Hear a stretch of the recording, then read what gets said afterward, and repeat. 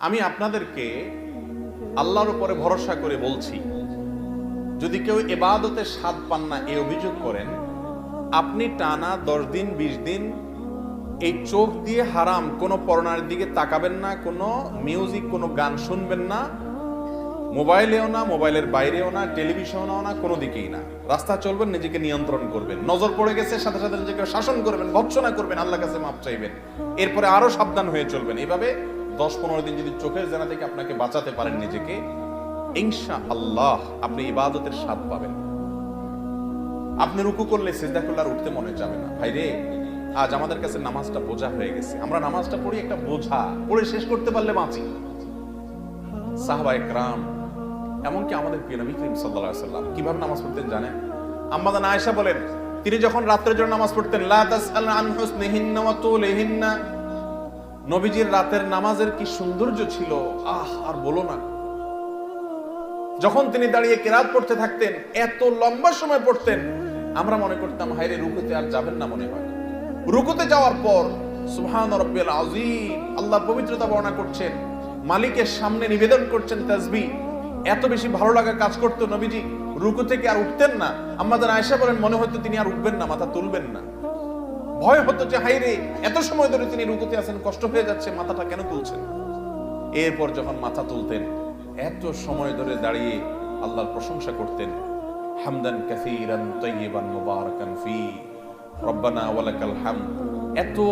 এত সময় নিয়ে বলতেন, মনে হয় যে আর সিজদা যাবেন না। আবার সিজদা গেলে একই অবস্থা। সবচেয়ে মজার জায়গা সিজদা।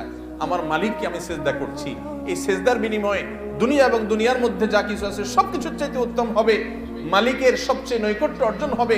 আকরাবু মা ইয়াকুনুল আবদু মির রাব্বিহি ওয়া হুয়া সাজিদ, বান্দা আল্লাহর সবচেয়ে কাছে যেতে পারে যখন সে সিজদায় চলে যায়। প্রধানমন্ত্রীর খুব কাছে যেতে পারলে, প্রেসিডেন্টের খুব কাছে যেতে পারলে আমাদের গর্ব হয়।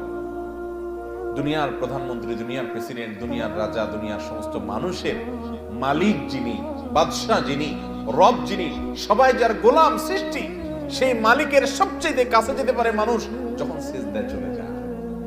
আপনি যদি মনে করেন আমি সিজদায় আছি, আমার রবের সবচেয়ে কাছে আছি, একবারে সামনাসামনি রবকে পেয়ে আমি নিবেদন করছি সুবহান রাব্বিয়াল আলা, ও আমার মহান প্রভু মালিক, আপনি পবিত্র, আপনার পবিত্রতা আমি বর্ণনা করছি, ভালো লাগা কাজ করবে।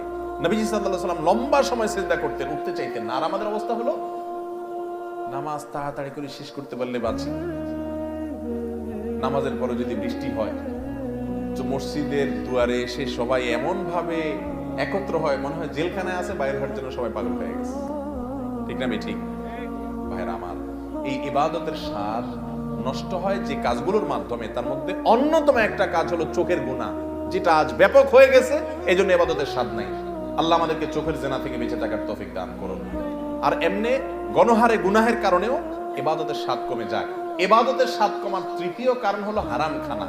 আজকাল খাবারের মধ্যে এত ভেজাল, আল্লাহ মাফ করুক, ইমাম সাহেব বেচারা যে বেতনটা পায়, ওয়াজ করে হুজুর যে হাদিয়া পায়, ওই হাদিয়াও দেখা গেল যে যেসব মানুষ দিছে টিছে, সুদখোর, ঘুষখোর, টিনচোর, গমচোর, ডাকাত, রাহাজানি করেন না, আইল ঠেলা মানুষ, 2 নম্বরে ইনকাম করা মানুষ, চাঁদাবাজ, মাস্তান, এক একজনের ইনকামে এক এক ভেজাল। আবার কেউ আছে এগুলো কিছু করেন, আপনারা খুব হাসতেছেন মনে মনে, হুজুর সব বাঁশ দিয়ে বলতেছে। আপনি নিজেও যে বাঁশ খাওয়ার লোক, আপনি বোনের হক দেন নাই, ফুফুর হক দেন নাই বাপের সম্পত্তিতে, তাহলে আপনিও হারামখোর, আমিও হারামখোর হয়ে যাব যদি এই কাজ করি। ঠিক না? আমি ঠিক? এই হারাম খাওয়ার কারণে ইবাদতের স্বাদ পাওয়া যায় না। 3টা জিনিস বললাম, চোখের জেনা থেকে বাঁচা, সকল গুনাহ থেকে বাঁচার চেষ্টাটা করতে থাকা, আর বিশেষভাবে আমি যা খাবো উপার্জন করব এটা যেন হারাম না হয়, এই দিকটা চেষ্টা করা। এই 3টা কাজ করেন, আল্লাহর কসম ইবাদতের স্বাদ এমন পাবেন, আপনাকে ইবাদত থেকে গুলি করে কেউ সরাতে পারবে না। ভাইরে, সালাহাতু সঙ্গে বুদি দিল খারাস, আজমুদে এক জামানা খাকে বাস। অনেক কিছু স্বাদ পেয়েছেন জীবনে, অনেক কিছুর স্বাদ। ভাই, ভালো খাবারের স্বাদ পেয়েছেন, জেনা হারাম রিলেশন সম্পর্কের মধ্যে স্বাদ পেয়েছেন, ফেসবুকে ইউটিউবে আজেবাজে জিনিস দেখে স্বাদ পেয়েছেন, হালাল হারাম বিভিন্ন ভাবে বিভিন্ন স্বাদ পেয়েছেন। আজমুদে এক জামানা খাকে একটু পরীক্ষা করে কিছুকালের জন্য মাটি হয়ে দেখেন, একটু কিছুকালের জন্য হারাম ত্যাগ করে দেখেন, ইবাদতের স্বাদ যদি একবার পান, দেখবেন যে এর চাইতে স্বাদের আর কিছু নেই। শাহ ওলিউল্লাহ মুহাদ্দিস দেহলভী রাহিমাহুল্লাহ, তার ব্যাপারে একটি ঘটনা বর্ণিত আছে যে তিনি বলতেন, দিলে দারম জওয়াহির পারায় ইশক তাহবিলশ কেদারত জের গরদুমি সে মেরে সামানে কে মন্দারম। তিনি দিল্লি শাহী মসজিদের ওখানে দাঁড়িয়ে বলতেন, আল্লাহ এমন এক দিল দিয়েছেন আমাকে, এই অন্তরের চতুর্পাশ দিয়ে বড় বড় রাজা বাদশাদের রাজত্ব, এগুলো ঘুরঘুর করে ঘুরতে থাকে কিন্তু ভেতরে ঢোকার চান্স পায় না। এর মানে বুঝছেন? মনে করেন একজন আপনার বাড়ির পাশে 2 নম্বর টাকা দিয়ে আঙ্গুল ফুলে কলা গাছ হয়ে গেছে, আছে না? না এরকম আপনার বাপেও খোঁচায়, মায়েও খোঁচায়, আপনার নিজের কাছেও খারাপ লাগে যে আমি কি করলাম।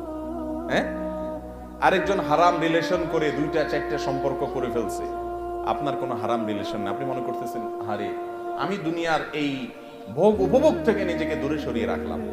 তো তিনি বলেছেন আমার অন্তরে এগুলার লোভ, মোহ, পদ, টাকা পয়সা, অমুকে রাজনীতি করতে করতে বিশাল নেতা হয়ে গেছে, এখন তার দেখে কে আর পয়সা ক্ষমতা, কিন্তু আমি তো সেই জায়গায় পড়ে থাকলাম। মনের মধ্যে এগুলা ঢুকতে চেষ্টা করে, এগুলার বড়ত্ব মনের ভিতরে ঢুকলে তখন আস্তে আস্তে সেগুলো করতে মনে চায়। তো তিনি বলেছেন এগুলো সব আমার মনের চতুর্পাশ দিয়ে ঢুকে কিন্তু ঢুকতে পারে না, কারণ কেদারত জের গরদুমি রেসামানে কামানধারম। ও দুনিয়ার রাজা বাদশারা, ও মোগল সম্রাটেরা, আমি যে অন্তর রাখি, এই অন্তরে আল্লাহর ইবাদত করে যেই পরিমাণ নিজেকে ধনী মনে হয়, তোমাদের কাছে যত কিছু আছে এগুলো সব আমার কাছে তুচ্ছ মনে হয়, এগুলোর কোনো মূল্য আমার কাছে নাই, তোমরা এগুলোকে অনেক বড় কিছু মনে করতে পারো। মুসলমানের নজর হবে সেরকম, এগুলো কল্পকাহিনী মনে হবে।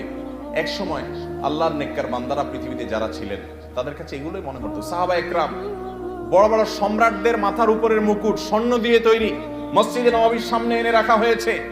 ইবাদতের স্বাদ পাওয়ার আগে, ইসলাম গ্রহণ করার আগে যারা একটু ওটের পানি পান করানোকে কেন্দ্র করে শতাব্দীকে শতাব্দী যুগ যুগ ধরে যুদ্ধ করে বেড়াতো, তুচ্ছ জিনিসের জন্য লড়াই করত, সেই মানুষগুলো ওই মুকুটকে, সম্রাটের সেই সোনাখচিত মুকুটকে পাও দিয়া উষ্ঠা মারে লাথি মারতে মারতে চলে যায়।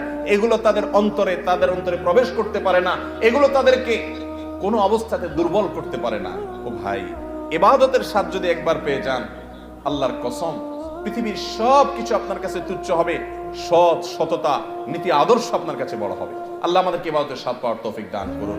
তাহলে 3 কাজ করতে হবে, চোখের জেনা থেকে বাঁচতে হবে, সকল গুনাহ থেকে বাঁচার বিশেষ চেষ্টা থাকতে হবে, আর হারাম খানা থেকে বাঁচার চেষ্টা করতে হবে। আল্লাহ আমাদের তৌফিক দান করুন।